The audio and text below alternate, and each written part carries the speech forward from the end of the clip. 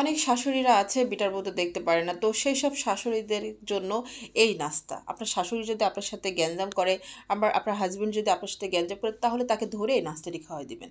এই নাস্তাটা বানানোর জন্য আপনার ডিম লাগবে না, আপনার মাংস লাগবে না, সবজি লাগবে না, কিচ্ছু লাগবে না।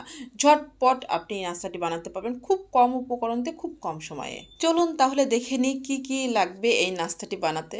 এটাকে আপনারা কি বলেন আমি জানি না। পাস্তা, ম্যাকারোনি যে যাই বলেন না কেন, এটা লাগবে। এটা আমি সেদ্ধ করে নিয়েছি। আমি এটাকে পাস্তা বলি। এটা আমি সেদ্ধ করে নিয়েছি। নিয়ে আমি ঠান্ডা পানিতে রেখে দিয়েছি ঠান্ডা হওয়ার জন্য। আর এখানে গুঁড়া দুধ নিয়েছি। গুঁড়া দুধটা খুবই ইম্পর্টেন্ট। আমি গুলে নিয়েছি, মানে দুধটা খুবই ইম্পর্টেন্ট। আপনি গুঁড়া দুধ নেন বা গরুর দুধ নেন, যেটাই নেন, দুধটা খুবই ইম্পর্টেন্ট এই নাস্তার জন্য। আর আমি পেঁয়াজ, মরিচ, রসুন কুচি করে নিয়েছি। আমি ফ্রাই প্যানে তেল দিয়ে দিচ্ছি। এখন এই তেলের মধ্যে দিয়ে দিতে হবে ময়দা। আমি ৪ চামচ ময়দা দিয়েছি। সুন্দর মতো আমি নেড়ে নিচ্ছি যাতে ময়দাটা তেলের সাথে মিশে যায় এবং নিচে লেগে না যায়। অনবরত নাড়তে হবে যাতে দলা পাকিয়ে না যায়। তো আমি সুন্দর মতো নেড়ে নিচ্ছি। এরপর আমি যেটা করব, দেখেন সুন্দর মতো নাড়া হয়ে গিয়েছে কিন্তু। এখন আমি এটার মধ্যে লিকুইড দুধ দিয়ে দিব, যে দুধটি আমি আগে থেকে রেডি করে রেখেছিলাম। আমি সুন্দর মতো দুধ দিয়ে দিলাম। এখন আমি একটু আস্তে রান্না করব, একটু লো হিটে রান্না করব। আর আমি অনবরত নাড়তে থাকবো যাতে ফ্রাই প্যানে লেগে না যায়। এবার আমি এটার মধ্যে দিয়ে দিচ্ছি একটু লবণ। লবণটা কিন্তু খুবই ইম্পর্ট্যান্ট। লবণ না দিলে ভালো লাগবে না। এরপর আমি দিব হচ্ছে এটার মধ্যেই চিনি। আপনারা আপনাদের স্বাদ মতো চিনি দিবেন। আমি ৫ চামচ চিনি দিয়েছি। এখন আমি যেটা করব, এটা আমি অন্য একটি ফ্রাই প্যানে তেল দিয়েছি। আমি পেঁয়াজ কুচি, মরিচ কুচি এবং রসুন কুচি ভেজে নিব। এইটা আমি বেশি ভাজবো না, হালকা ব্রাউন করে নিব। এই যে দেখতে পাচ্ছেন আমি দিয়েছি। এখন আমি ভেজে নিচ্ছি সব কিছু সুন্দর করে।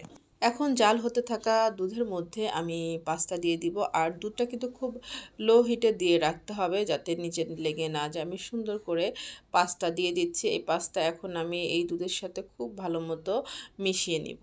এখন আমি ভেজে রাখা পেঁয়াজ কুচি, মরিচ কুচি এবং রসুন কুচি এটার মধ্যে দিয়ে দিব।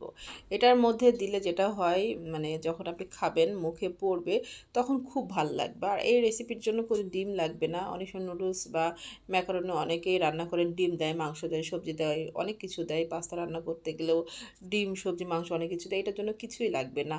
আর দিচ্ছি হচ্ছে শুকনো মরিচ। মরিচ আমি আগুনে পুড়িয়ে তারপর হাত দিয়ে ভেঙে দিয়েছি। আপনারা চাইলে ভেজেও দিতে পারেন। আর এটা হচ্ছে গোলমরিচের গুঁড়া। আমি ১ চামচ গোলমরিচের গুঁড়া দিয়ে দিচ্ছি।